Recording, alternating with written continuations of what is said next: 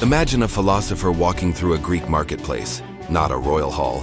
His hands covered in dust, his eyes sharp as an eagle's. He was not searching for gold, he was searching for meaning hidden in everyday life. Aristotle did not begin his journey in an ivory tower, but on the dusty streets of Athens. He believed truth was not found only in books, but in the lives of ordinary people.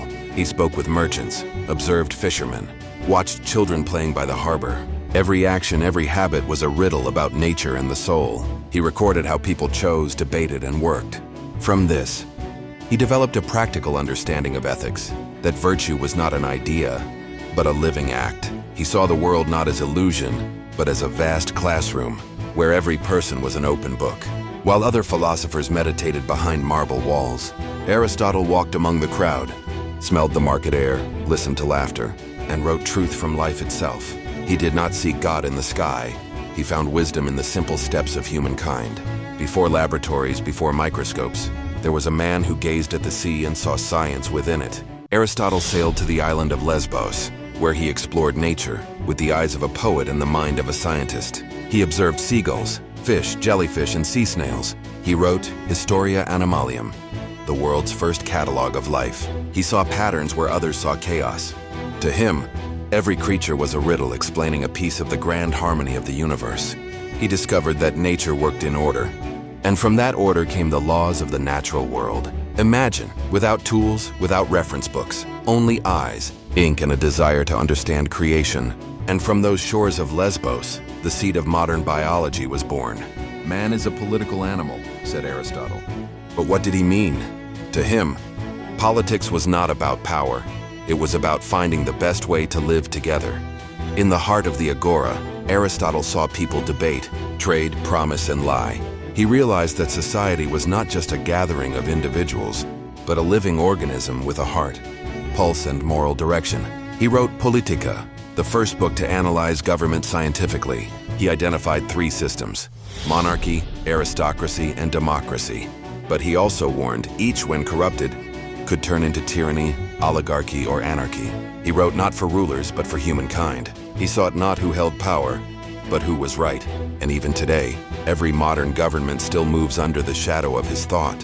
To Aristotle, animals were not mere creatures. They were mirrors of life itself. He studied their anatomy, blood, organs, movement, even behavior. He discovered that every being had a function, and every function had a purpose. He concluded, nothing in nature is in vain.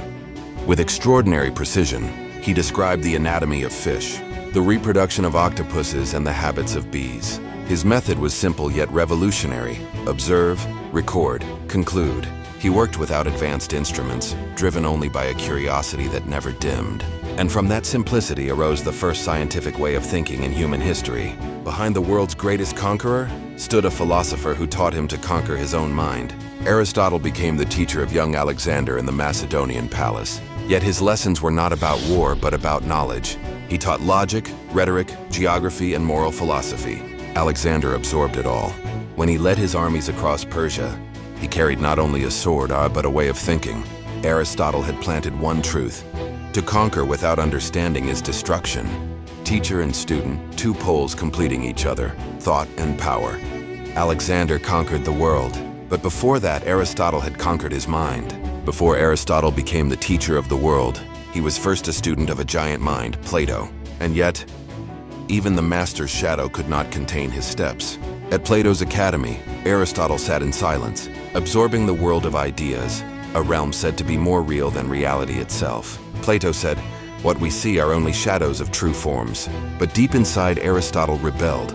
He looked at stone, wind, and water, and asked, why should the shadow be more real than what casts it?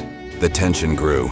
He honored Plato, but refused to kneel to dogma. For him, truth was not in the sky of ideals, but in the earth beneath our feet. He wrote, "I love Plato, but I love truth more." That moment marked a line dividing two worlds, the world of idealism and the world of empiricism. Philosophy shifted, from dreaming to observing, from heaven to earth. And when Plato died, Aristotle left the academy, not to betray, but to build, to lay the foundation of a new world, the world of modern thought. One sentence from Aristotle changed everything. To know is to understand the cause. And from that moment, philosophy ceased to be mere reflection. It became science. Aristotle was never satisfied with abstraction. He wanted to know why things happen, not merely what happens. He divided causes into four: material, formal, efficient, and final. A framework of understanding still used in research today. He believed that nature followed intelligible laws. Thunder, stars, trees, and all had purpose and cause. Through this, he created the first system of thought that became the seed of the scientific method. The thinkers of his time accused him of being too worldly. But Aristotle only smiled, wrote, and kept observing. He did not merely teach how to think. He taught how to know. Time erases great names, but not all. Some minds refuse to die, like Aristotle's. Centuries after his death, his writings were copied in the Library of Alexandria. When the library burned, much was lost, but his ideas had already spread. In the Islamic world, he became known as Aristoteles. Philosophers like Ibn Sina and Al-Farabi preserved, expanded, and reinterpreted his works. When Europe awoke from the Dark Ages, Aristotle returned through the hands of Muslim scholars. And suddenly the world realized the foundation of their thought came from an ancient Greek mind. Empires fell, languages died, the world changed, yet his thought lived on, passing from one civilization to another. He needed no body to live forever.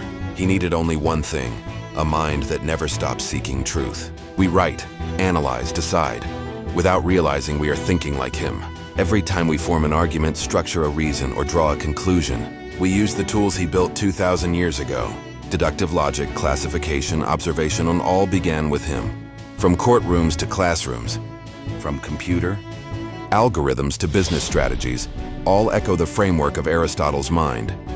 He did not just teach humanity to think, he designed how the human brain thinks about the world. He died thousands of years ago. But listen closely. The logic you use today is his voice whispering in your head.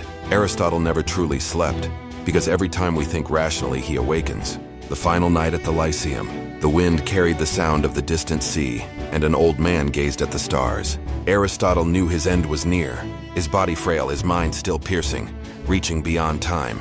He looked to the heavens and whispered, "Everything has a cause."